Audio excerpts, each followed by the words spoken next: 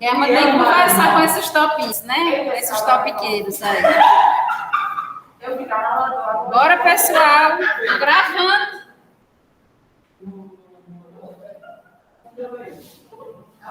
Ó. Agora, pessoal, nós vamos falar um pouquinho sobre psicanálise, tá certo? Na psicanálise, nós vamos iniciar a trabalhar, exatamente, as relações, a criação da personalidade segundo Freud.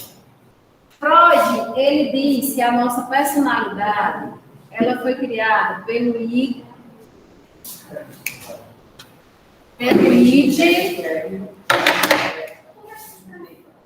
pelo ego e pelo super ego. Então, vejam bem. O id seria o nosso processo de inconsciência. Tá? Então, segundo Freud, nossa personalidade ela é formada por esses três. Então, o id seria a nossa inconsciência ou a nossa consciência sem saber os riscos. Tá?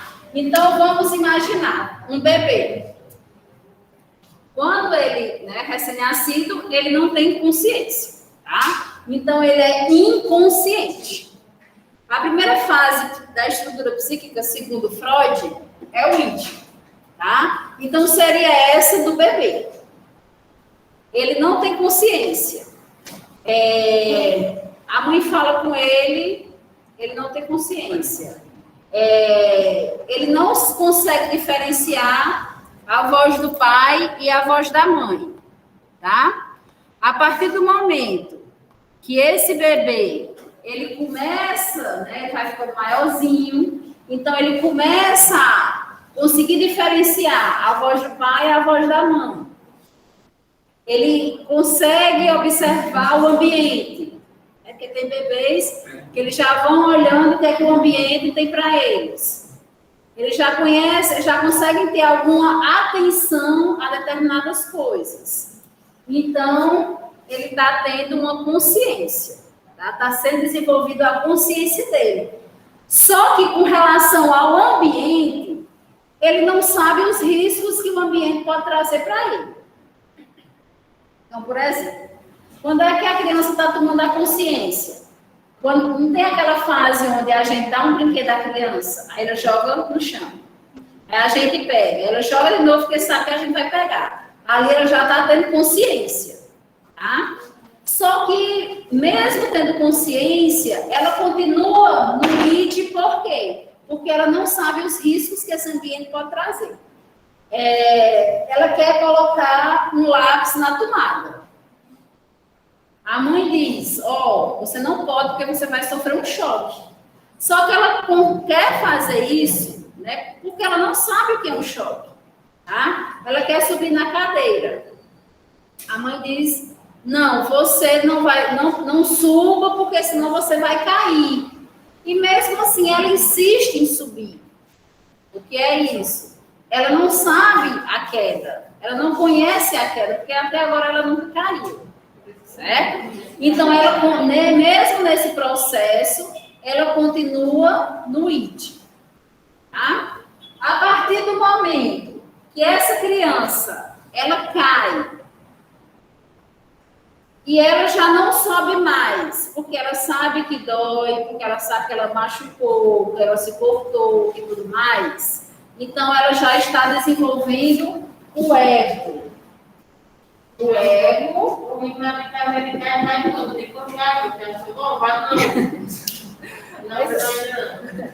Você está igual o avô do meu afilhado, né? Chegou com a moto, o cano quente, aí todo mundo dizia, não vá, que você vai se queimar. Ele disse, deixa eu botar aqui a mãozinha dele para seguir a quinturinha e nunca mais ele foi. Então, bora lá. Aqui no ego é o processo de consciência. Tá? Então, é o que todos nós temos hoje. Tá? O mais quando eu digo que é o que mais nós temos hoje, é com mais intensidade. Todos nós somos conscientes do que a gente faz, né? Então, quando a criança ela começa a ter consciência do ambiente, começa muitas vezes a esperar, porque a mãe diz para ela esperar, ela está com fome, ela começa a chorar, mas a mãe diz, já vou. Então, ela tem consciência de que a mãe vai chegar logo, ela para de chorar, tá? Então, ela está desenvolvendo o ego. Antes, no ID, a mãe dizia, já vou, ela continuava se esperando lá, chorando, porque ela não tinha consciência de que a mãe iria chegar, para saciar a sua fome, certo? Então, aqui, pessoal, é um processo que nós vivenciamos, todos nós temos essa consciência. E o superego seria o reforço da consciência, tá? Aqui é onde a gente vai trabalhar o que é certo e o que é errado, certo? Em que sentido? Será que aqui no ego eu não sei o que é o certo e o errado? Sei sim. Só que no superego é como se a minha consciência fosse pesar. Eu fiz aquilo errado, tá? Então, seria a questão moral de todos nós, ela está aqui no superego, tá? Então, eu tenho uma moralidade porque eu tenho essa consciência do que eu fiz certo e do que eu fiz errado, tá? Todos nós, na nossa faixa etária, né, tem o id, o ego e o superego, certo? Em predominância, nós temos o ego. Só que em determinadas situações, o superego, ele pode reagir, ele pode aparecer, assim como o id pode aparecer. Por exemplo,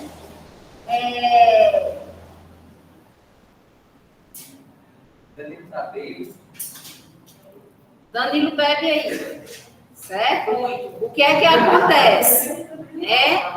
Ele sabe que ele vai dirigir. Tá? Então, quando ele entra no carro, depois de ter bebido muito, o que é que vai acontecer? Ele para, ele nem chega a ligar o carro. Por quê? Porque a consciência dele, o superego dele, né, mostrou que se ele fizer isso, ele pode se acidentar, pode perder a vida, né? Quer dizer que o superego se manifestou, certo? Até então ele ia, tá? Só que quando ele entrou no carro e talvez imaginou em outra coisa, o superego dele se manifestou e daí ele não dirigiu, ele pegou o Uber aqui no encontro. Certo? Ok?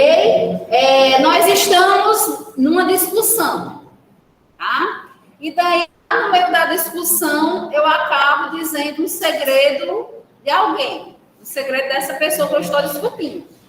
Esse segredo estava guardado comigo, ou seja, está lá no meu consciente, no meu inconsciente, tá? Só que quando eu falei, foi sem querer. Então, o meu id se manifestou no meio da confusão.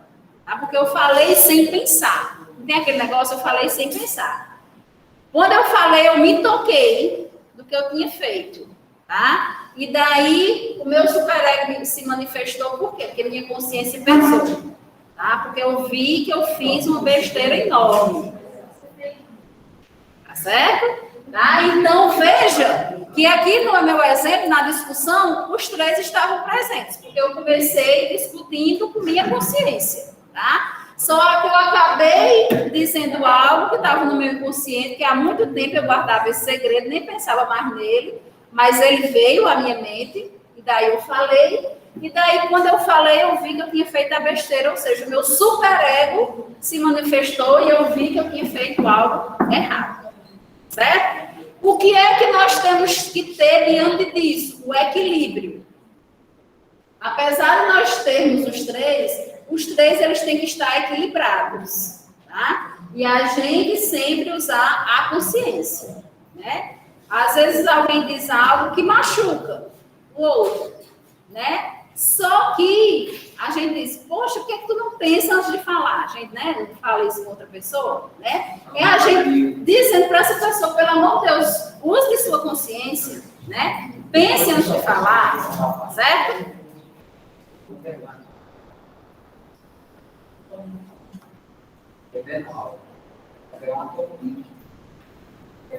Olha, a Lavinha está dizendo que a bebida só vem, o superego na bebida só vem depois da ressaca, essa Lavinha. Aí vamos lá. Então, o ID é o modo de funcionamento mais primitivo, aquele do bebê recém-nascido, onde predominam os impulsos e sensações corporais de forma mais desorganizada, tá? Então, aqui, pessoal,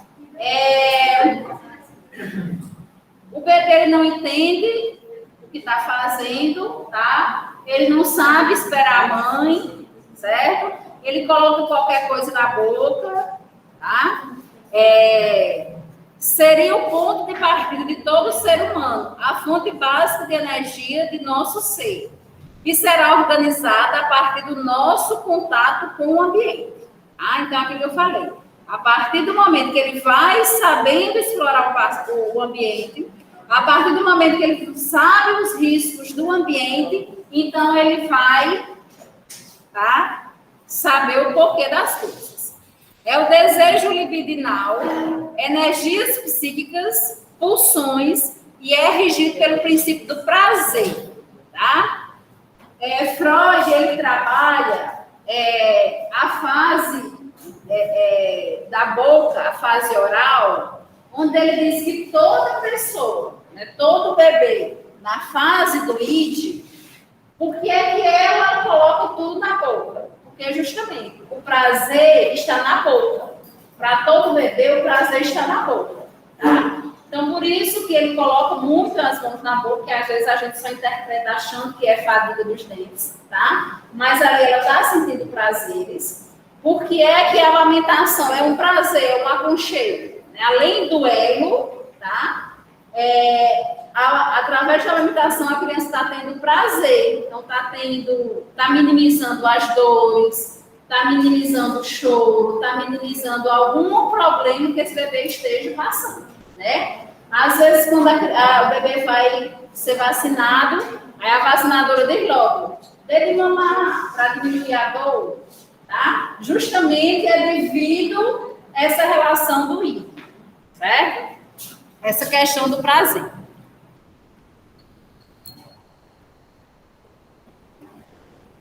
Aí nós temos aí o ego, tá? O ego, o aparecimento da consciência, eu e outro, e da capacidade de espera, mostra o surgimento do ego.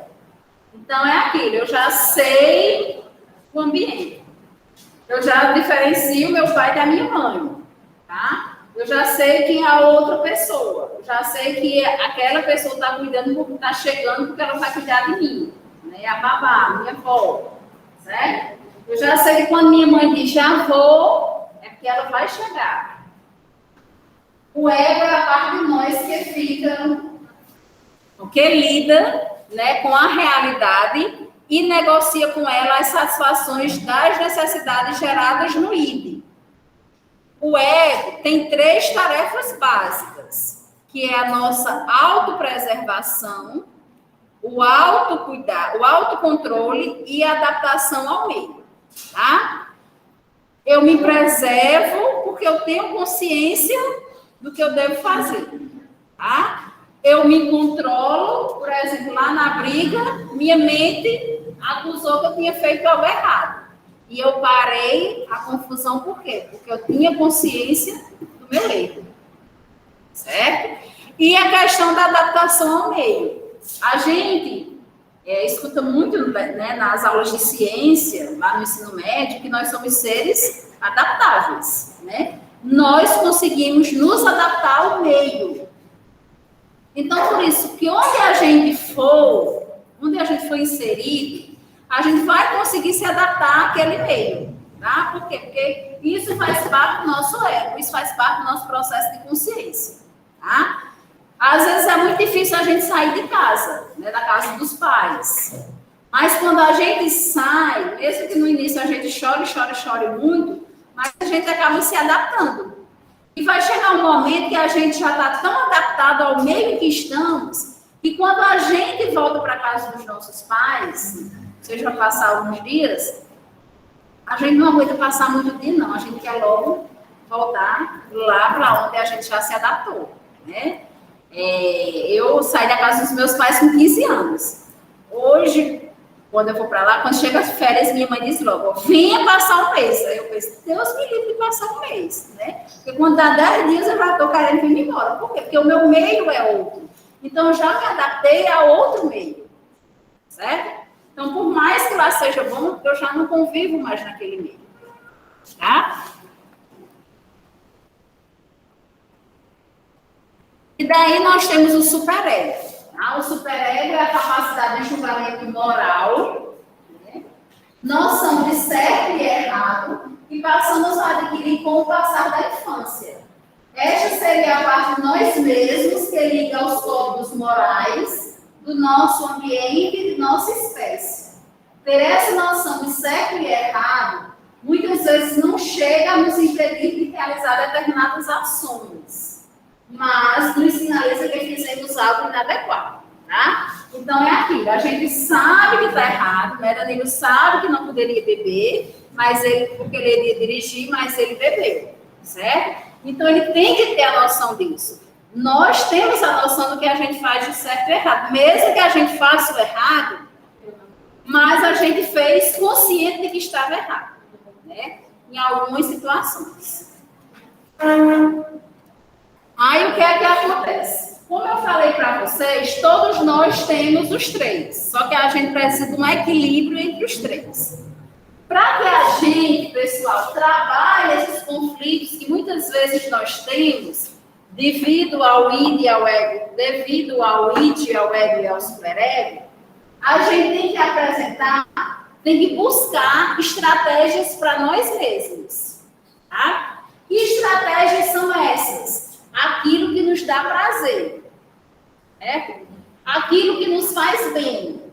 Então, por exemplo, às vezes a gente está super triste, né? Ou estressado com algum problema e tudo mais. E daí a gente busca fazer aquilo que vai nos fazer bem. Então, por exemplo, se eu me sinto bem caminhando, se eu desestresso quando eu caminho, eu vou caminhar, né?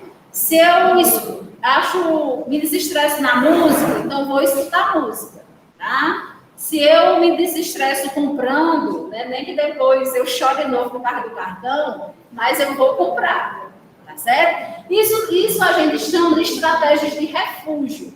O que são estratégias de refúgio? É aquilo que a gente busca para minimizar aquilo que está nos fazendo sofrer naquele momento, tá?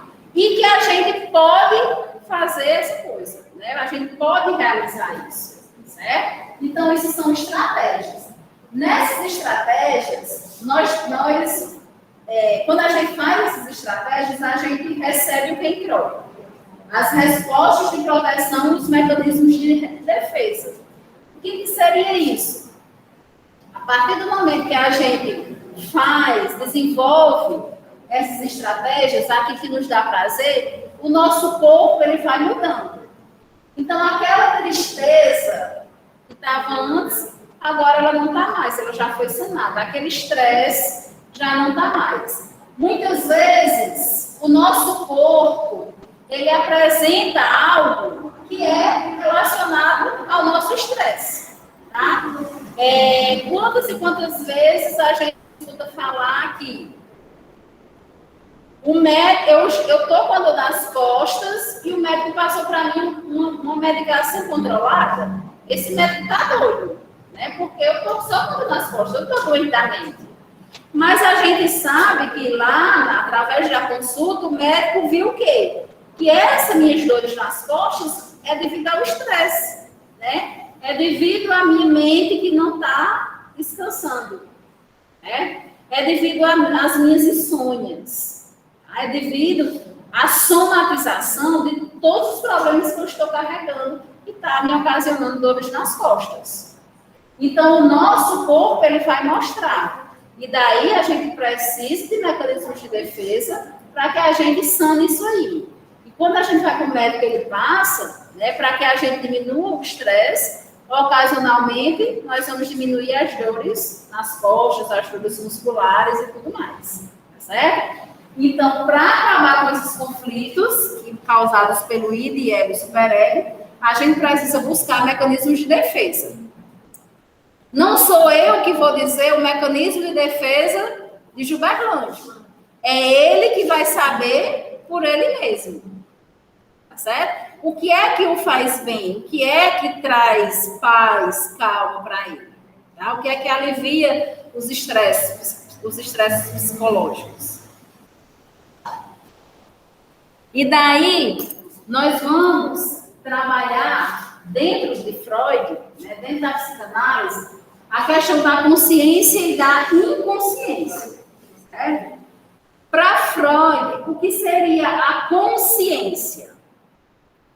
É apenas uma parte de nosso funcionamento mental, é a parte que temos consciência do que pensamos, do que sentimos, do que falamos e do que fazemos. E contém as ideias que estamos cientes no momento. Aí veja bem, pessoal, para Freud, como é esse processo de consciência e inconsciência?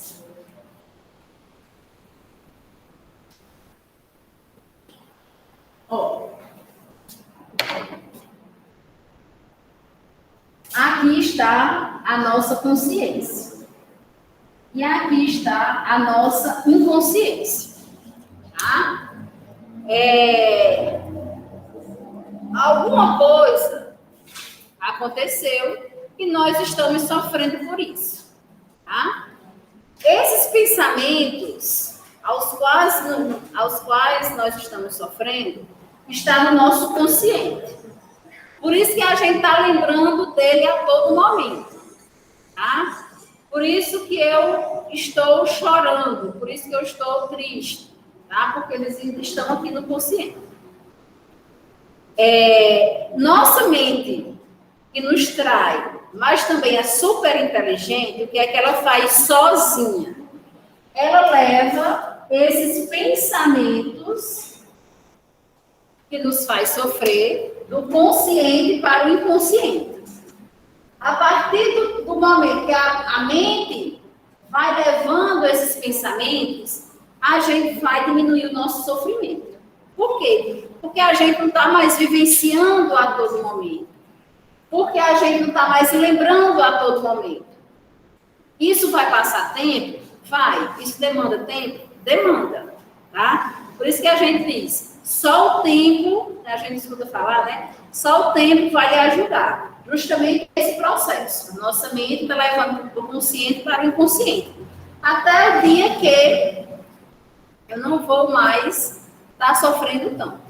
Ou não vou sofrer naquele dia. Certo? Com ajuda psicológica, com terapia, esse processo ele pode andar mais rápido. Por quê? Porque a psicóloga vai trabalhar meios para que esse processo ande mais rápido. Certo?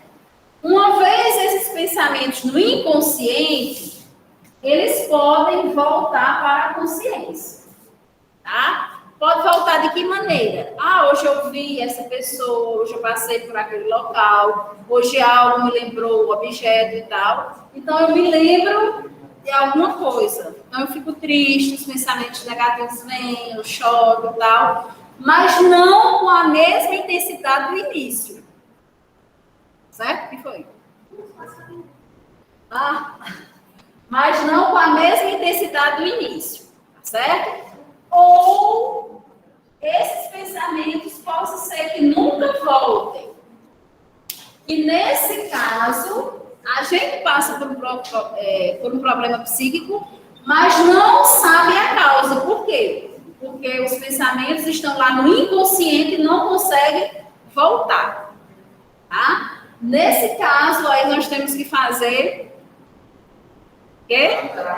Psicanálise. Certo? Hipnose, tá? Aí, pessoal, a inconsciência, né, é a parte nossa que não temos consciência. Nele estão os desejos reprimidos, conteúdos censurados, a consciência. O inconsciente afeta o nosso dia a dia, Ele influencia nossos comportamentos e ações sem que a gente perceba. Contém os elementos instintivos e as ideias reprimidas que são impedidas de se tornarem conscientes. Tá? Então, é aquilo onde muitas vezes o pensamento não volta e a gente não sabe o porquê das coisas. A gente até que já falou naquela menina lá das tartarugas, né? E algumas vezes eles voltam em pedaços, certo? Deu aí a consciência e a inconsciência segundo Freud. E daí, pessoal, nós vamos ver o desenvolvimento da personalidade segundo Freud, que ele divide essa personalidade em 5 fases. A primeira fase, segundo Freud, é a fase oral. Essa fase oral, né? Primeiramente, antes de falar, explicar as fases, eu não quero que você, nos slides vai ter, tá? A questão das idades. Mas eu não quero que vocês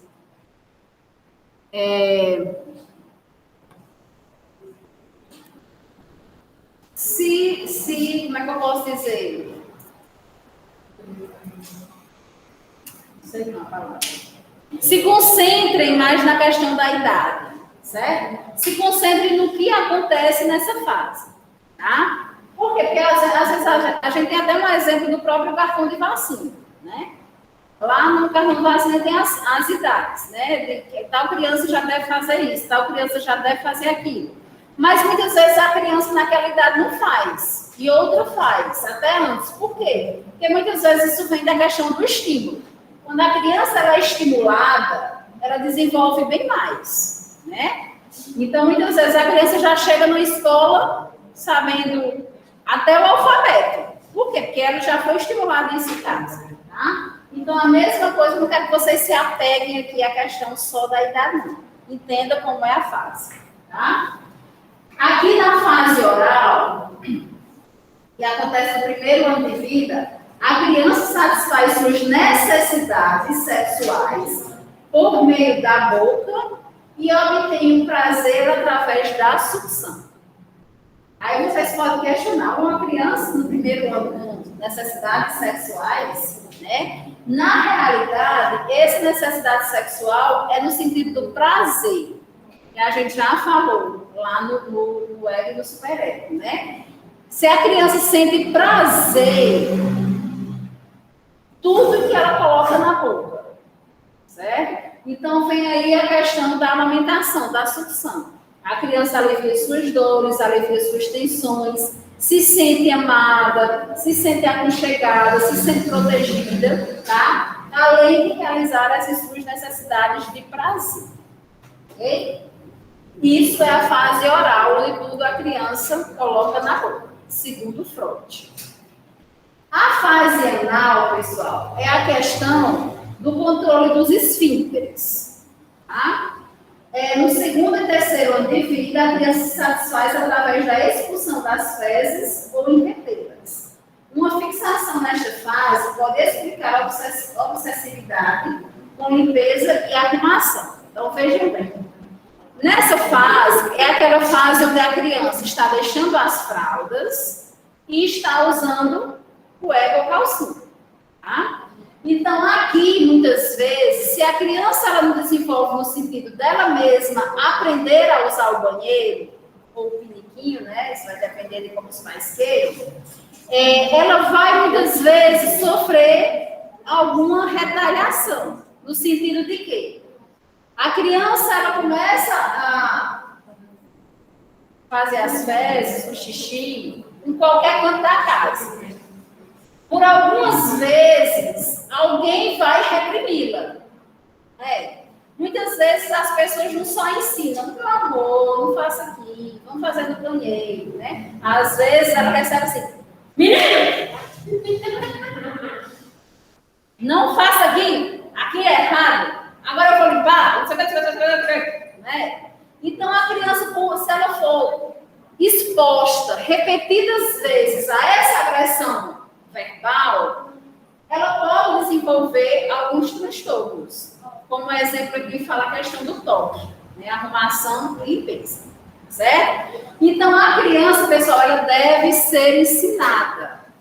E aí, nós, muitas vezes, como profissionais de saúde, devemos ensinar isso aos pais. E eles têm que ter a paciência, que essa é uma fase de aprendizagem, tá? E daí deve estar levando essa criança para conhecer o banheiro e o piniquinho, certo? Ser estimulada a isso.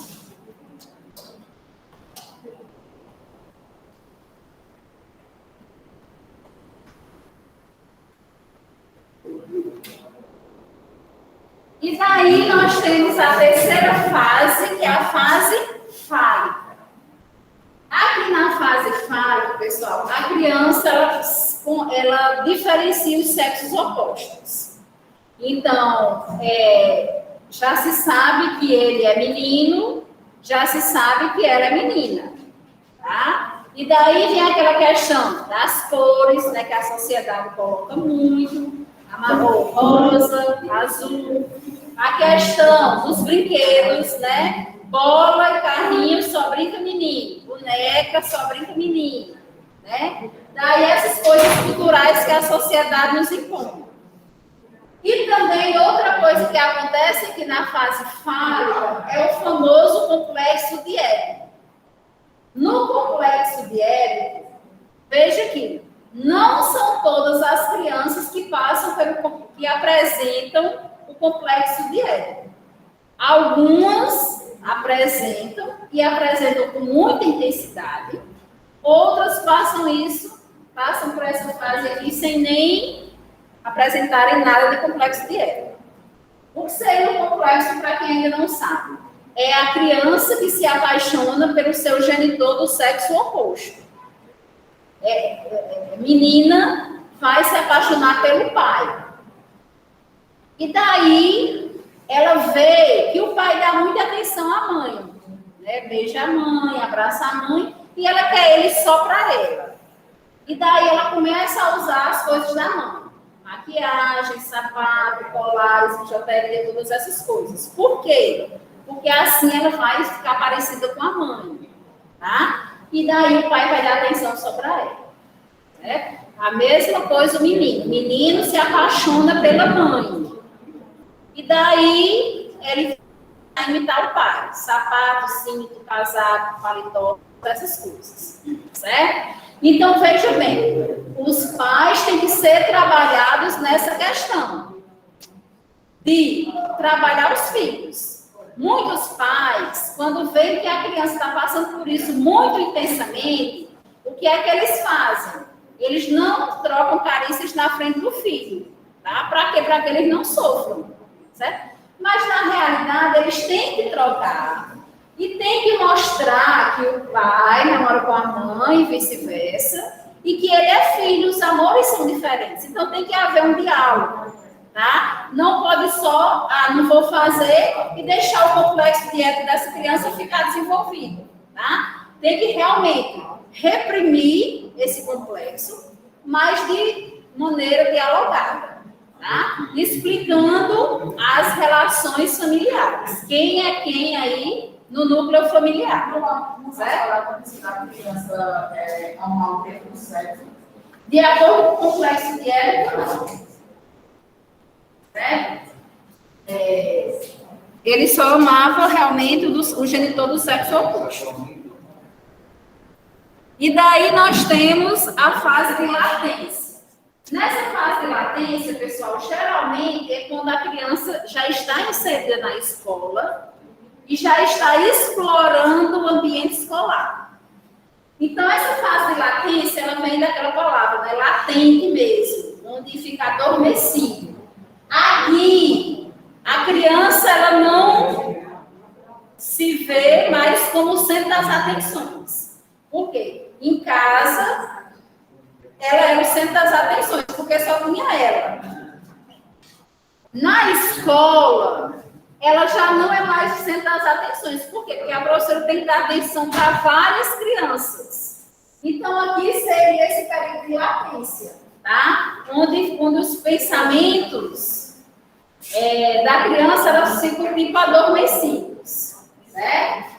Então, aqui, ó, há uma supressão dos impulsos sexuais que são reprimidos, a construção do pensamento lógico e o controle da vida psíquica pelo princípio da realidade. Então, é onde a criança ela tem que viver a sociedade, ela tem que viver a escola, ela tem que vivenciar regras.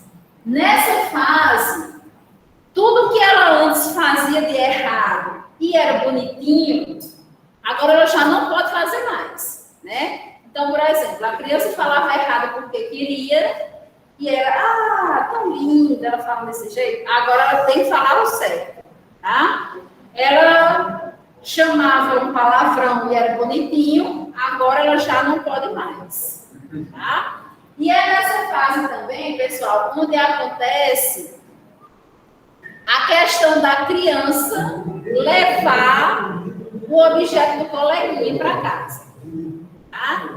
Então, ele levou esse lápis porque ele achou bonito, então ele tem como dele e leva para casa dele.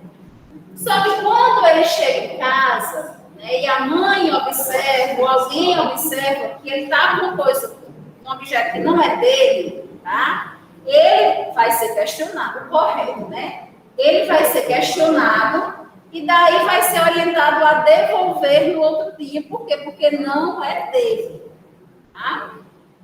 Os pediatras, eles relatam que quase toda criança passa por essa fase de pegar o que não é dele, de desejar o que não é dele, assim como algumas crianças também desenvolvem o amigo imaginário, tá?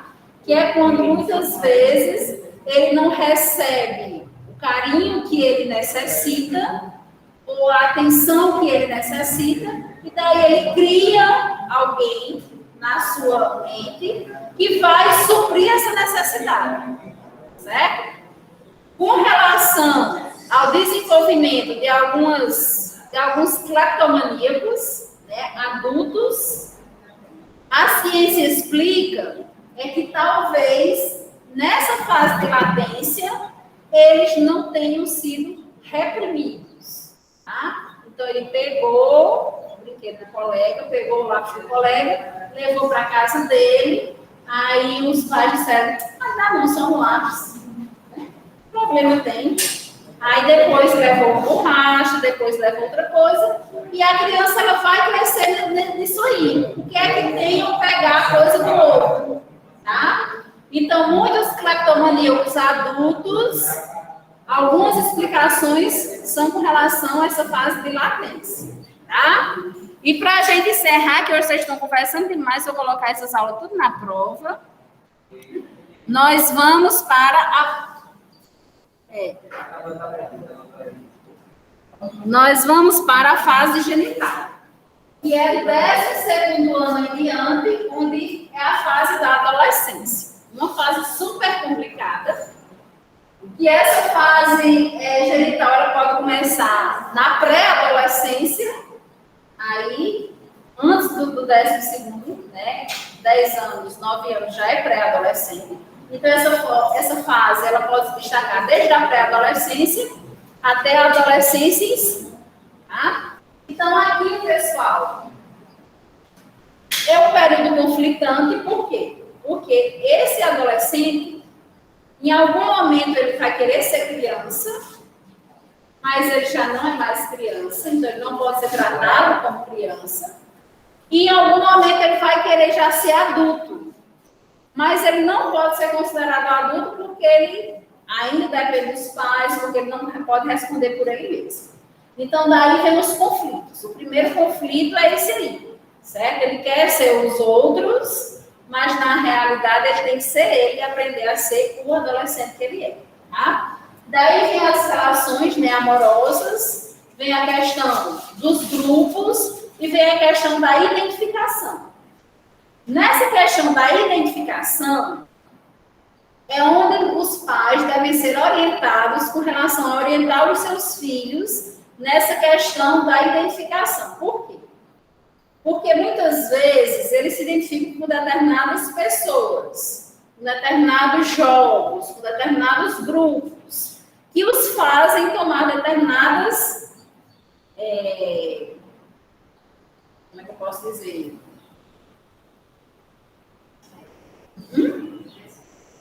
Ótimo, decisões, tá? Nós tivemos aí aquela fase, né, da baleia azul, tá? Tivemos a fase, né, de algumas pessoas se identificavam muito com preto. Tivemos a fase de tal. Cada adolescente cria a sua fase, tá? E isso deve ser visto pelos pais. Por quê? Porque os pais é que têm que identificar no adolescente aquilo que está o levando para aquele meio, tá? Uma coisa que nós estamos vendo muito, né? Não estamos vendo agora, porque nós estamos no remoto, mas uma coisa que a gente vê muito no ensino médio é a questão da automutilação. Pessoal, a automutilação no ensino médio virou moda, tá? Volta e meia a gente encontra um adolescente lá no ensino médio de casaco, né, naquele calor torrencial, porque a maioria das escolas não tem o ar-condicionado, né? Certo? Aqui é o carro do ar-condicionado. Ele tem casaco. Exatamente. É a questão, né, de se matar para chamar a atenção dos pais. Então, veja, nós temos que fazer um trabalho de conscientização nessas escolas, nós profissionais de saúde, com relação a essa automutilação que acontece muito, tá? Porque o que seria a automutilação? O adolescente está passando por algum sofrimento psíquico, tá? Por alguma tristeza, né? Por uma tristeza muitas vezes criada por ele mesmo, né? Com a menina que teve uma irmãzinha agora, tá? Então, o que é que eles fazem? Quando a nossa mente, ela só interpreta um tipo de dor, tá? Então, para minimizar o sofrimento psíquico, eu me corto. Porque a minha mente, ela vai se voltar para a dor física, tá? Só que, com a repetição dessa ação, o que é que vai acontecer? Se for superficial, minha mente não vai mais interpretar isso como uma dor. Então, eu vou cada vez mais aprofundando. Vou trocando os locais do corpo, tá? Então, eu fiz um trabalho lá na escola, né? E toda pessoa que eu vi de casaco, eu ia lá, tire o casaco, né? Logicamente, com outras maneiras. E daí, eu acabei identificando, foi um grupo, né, de alunos, eu acabei identificando alguns, né, que estavam se automutilando, alguns nos procuraram dizendo que estavam se automutilando, né, e outros que ainda não estavam se automutilando, mas estavam passando por sofrimento psíquico. Certo, pessoal? Então, vejam que, através da atividade de educação continuada, nós temos que fazer esse processo nas escolas, principalmente junto aí com o PSE, tá? Então, nessa fase genital, nós temos muitos adolescentes que estão passando por esses sofrimentos, né? Alguns são realidade, né? Como a gente sabe, tem muitos adolescentes que têm que amadurecer mais rápido devido a algumas responsabilidades que eles carregam, né? No caso aí até da própria estrutura familiar, tá? Mas tem outros que são realmente criados pela mente do próprio paciente, certo? Tranquilo até aí?